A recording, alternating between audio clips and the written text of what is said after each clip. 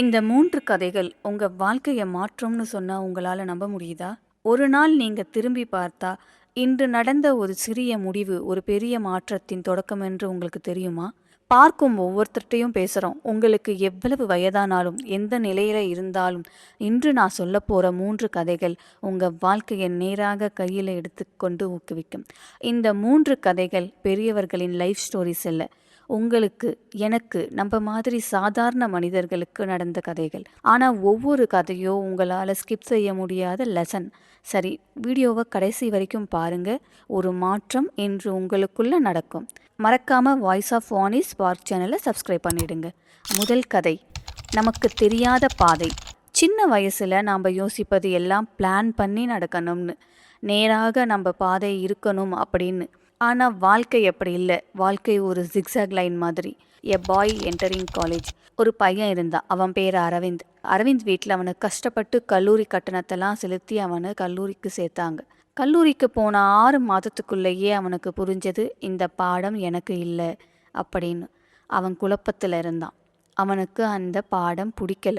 வீட்டார் எதிர்பார்ப்பு ஒரு பக்கம் இருக்க, அவனுடைய உள்குரல் நீ போகிற இடம் வேறன்னு சொல்லுச்சு. ஒரு நாள் அவன் முடிவு பண்ணிட்டான், ட்ராப் அவுட். காலேஜை விட்டு நின்றுட்டான். இந்த லைன் குட்டியாக இருக்கும், ஆனால் வாழ்க்கையில் இது பெரிய சாப்டர். நாம் அனைவரும் ஒரு நேரத்தில் இவ்வாறு ஃபீல் பண்ணியிருப்போம். நாம் உள்ள இடம் சரியா, நம்ம போகிற பாதை சரியான, நம்ம எல்லாருமே ஒரு கட்டத்தில் ஏதாவது ஒரு கட்டத்தில் யோசிச்சிருப்போம் இல்லையா? உண்மையை சொல்லணும்னா அந்த நேரத்தில் உங்களுக்கு தெரியாது, பின்னால் தான் டாட்ஸ் கனெக்ட் ஆகும்னு. Aravind learns small thing. Aravind கல்லூரியை விட்டு விட்டதும் சும்மா இல்லை.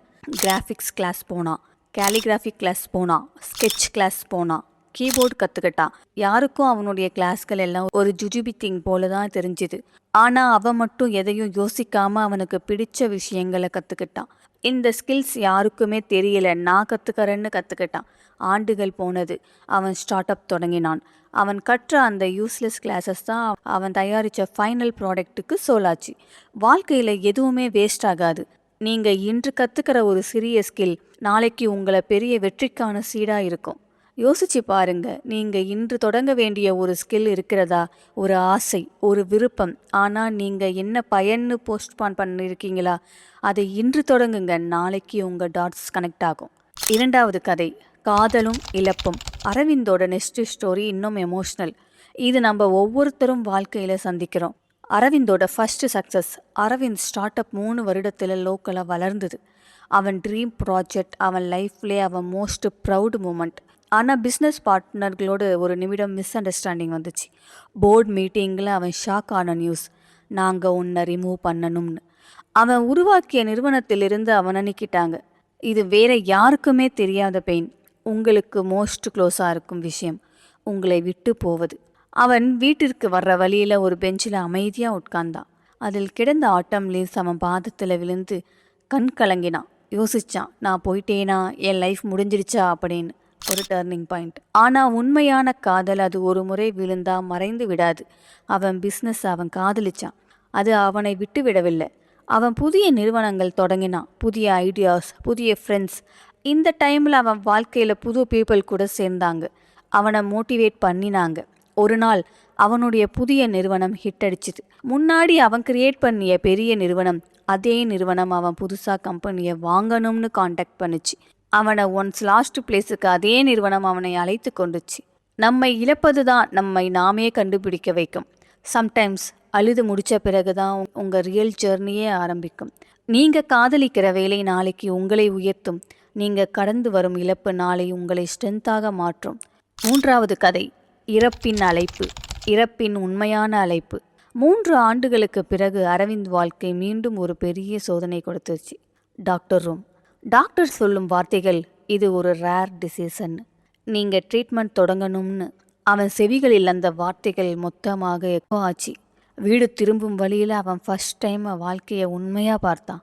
நாம் அனைவரும் நினைக்கிறோம், நாளைக்கு நிறைய நேரம் இருக்குது, நாளை தொடங்கலாம், நாளைக்கு மாற்றலாம், நாளைக்கு செய்யலாம்னு.